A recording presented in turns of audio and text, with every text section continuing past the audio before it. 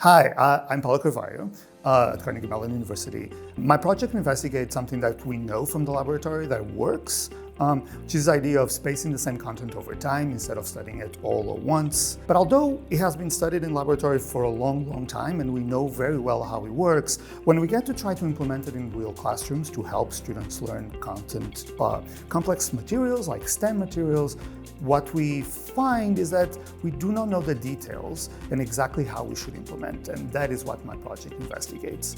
In the first study, we collected data from many students across many classrooms in the United States. Over 1,000 students participated.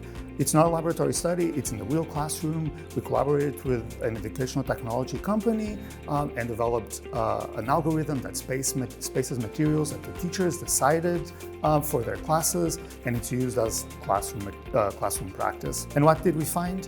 Well, we found that when you repeat the same materials spaced out in time, spacing does yield better learning than if you study them very close in time. But if you change anything about those materials, if it's not exact repetition of the same materials, the students do not learn as much, and spacing does not help.